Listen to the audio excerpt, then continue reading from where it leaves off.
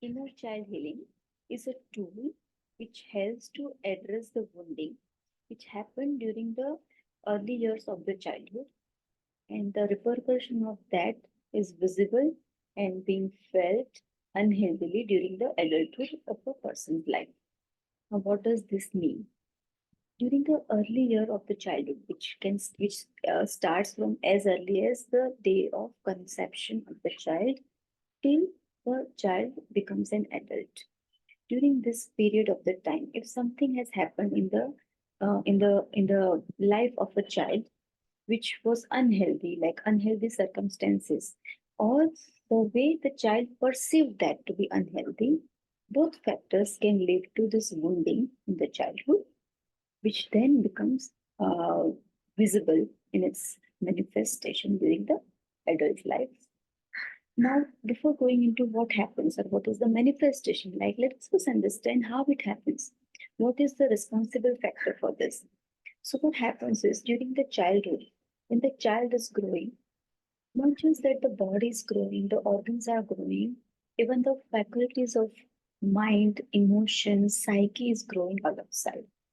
And depending upon how old the child is, the faculty is still developing. For example, when the child is very young, say from 0 to 7 years of the age, the child doesn't have the discriminative faculty.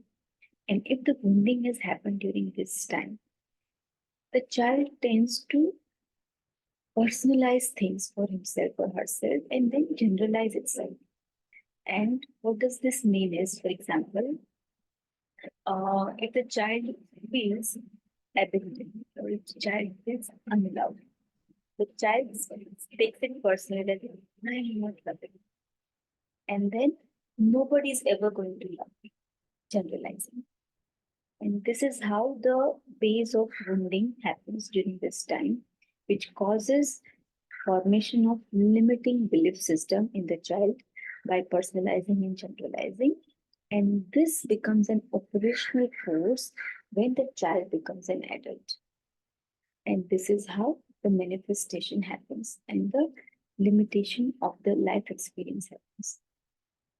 What are the impact of this? How do we really know that there is a wounding which has happened during the childhood? The manifestation in the form of unhealthy personality traits or unhealthy behavioral traits. For example, anger issues, emotional balancing issues, or intimacy issues, or relationship issues, self sabotaging behavior, addictions like smoking or alcohol abuse, drug abuse, sexual addiction, or rebellious nature, people pleasing personality, control freakings, or narcissistic behavioral patterns, uh, a feeling of I don't deserve to be loved, issues with the deservability that I don't deserve to be loved or cared, or attention-seeking personality traits, or feeling that issues with the self-esteem. I don't feel worthy myself. Damaged self-esteem, issues with the confidence. So these are so many ways that it gets manifested during the adult life, and the and this limits the experience of life for that person. Now, have you ever noticed that all of us have three kind of persona? The first one is the one which is visible to everybody, the society, and this is something where how a person behaves in his surrounding, in professional life, in the society in general. But there is this second persona which is visible only to the person and the very close and near and dear ones. And then there is this third kind of persona which is visible or felt only by the person, and sometimes even that person is unaware of, unconscious. It's all unconscious. So the repercussion of the wounding can affect the persona depending upon how mild or how severe it is. Sometimes a person is surprised himself, that suddenly the anger will plop up from nowhere, or suddenly there is insecurity, or suddenly there is an anxiety for no reason. and it just incapacitates the person. So this is a very personal thing. Nobody really knows about it, but I am aware about it. Or sometimes there are traits which is visible only in the intimate family. Like a person is having narcissistic behavior, a person is having sabotaging behavior, and the person, the family sees that, but outside nobody will know.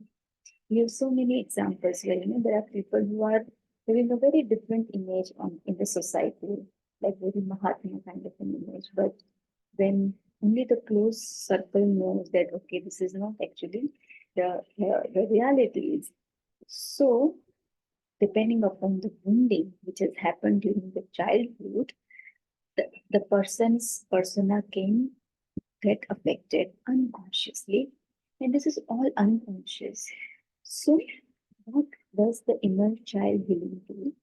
Inner child healing can help the person to get aware about what is happening and why it is happening by addressing the root level, by healing at that level, and then shifting the limiting belief system by reparenting it, reprogramming it, so that now the healthy possibilities are available for that person to adapt to and change.